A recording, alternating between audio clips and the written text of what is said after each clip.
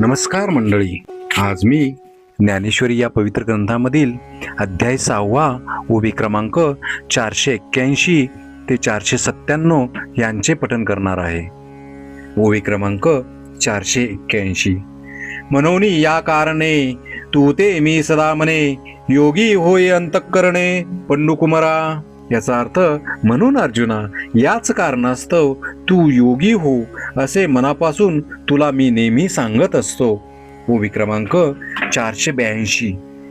अगा योगी जो म्हणिजे, तो देवांचा देव जाणिजे, आणि सुख सर्वस्व माझे चैतन्य तो.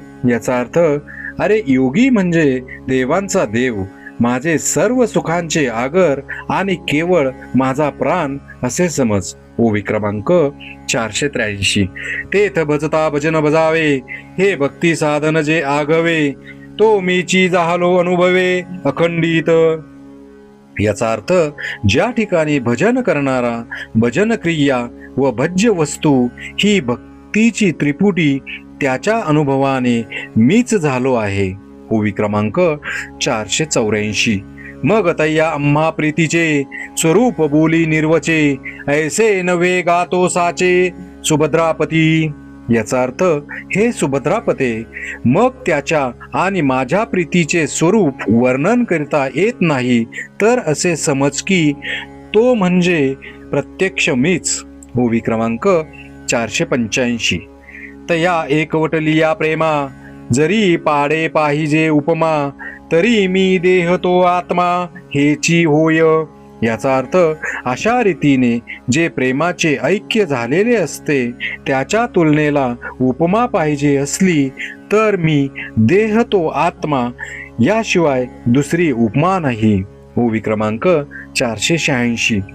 ऐसे भक्त चकोरचंद्रे, त्रिभुवनैक्य नरेंद्रे, बोलिले गुण समुद्रे संजयो म्हणे. याचा अर्थ, संजय म्हणतो, राजा भक्तरूप चकोराचा चंद्र किंवा सर्व त्रिभुवनाचा राजा व गुणाचा सागर जो श्रीकृष्ण परमात्मा असे बोलला असता.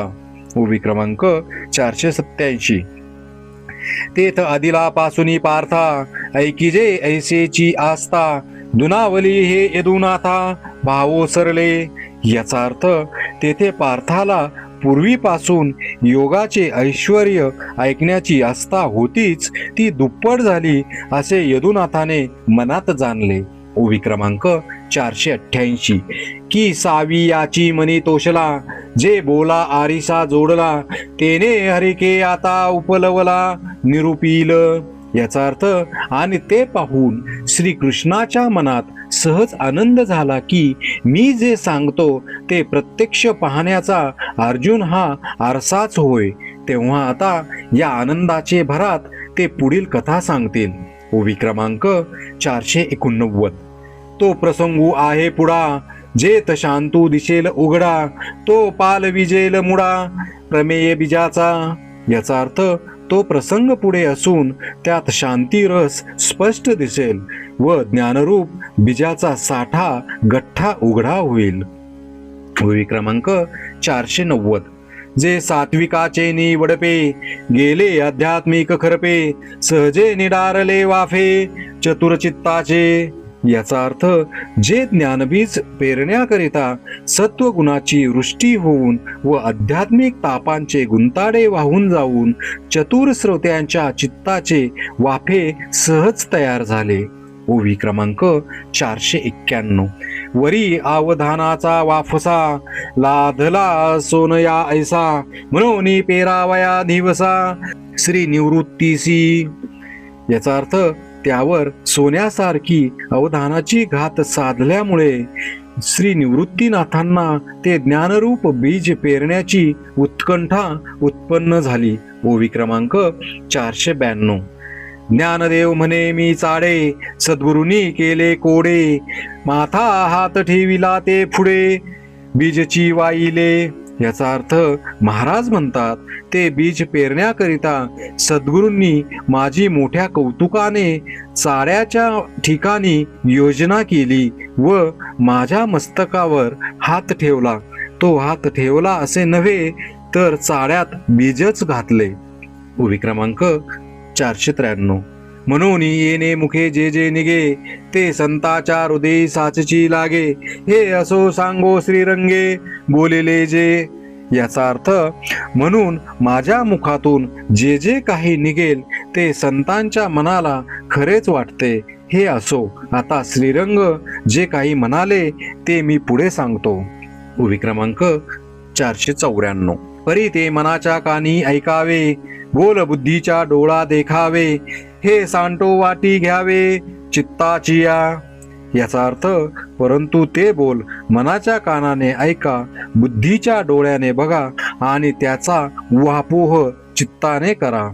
ओवी क्रमांक 495. अवधानाचे निहाते, नेयावे हृदया आतवते. हे रिजवितील आयनी ते सज्जनांची ये. याचा अर्थ, श्रवणाच्या हाताने हृदयात साठवा, म्हणजे ते सज्जनाच्या मनाला रमविणारे होतील. ओवी क्रमांक 496. हे स्वहिता ते निवविती, परिणामाते जीवविती. सुखाची वाहविती, लाखोली जीवा. याचा अर्थ, हे बोल स्वहित साधून देतील, परिणामाला जिवंत करतील व जीवाला सुखाची लाखोली वाहतील. ओवी क्रमांक 497. आता अर्जुनेसी श्री मुकुंदे, नागर बोली जेल विनोदे. ते ओवियेचे नि प्रबंधे, सांगेन मी. याचा अर्थ, आता श्री मुकुंद अर्जुनाला विनोदाने जे काही सर्वोत्कृष्ट ज्ञान सांगतील ते मी ओवी रूपाने तुम्हाला सांगेल. इति श्री ज्ञानदेव विरचिताया भावार्थ दीपिकाया षष्ठोध्याय समाप्त. श्री संत ज्ञानेश्वर महाराज की जय.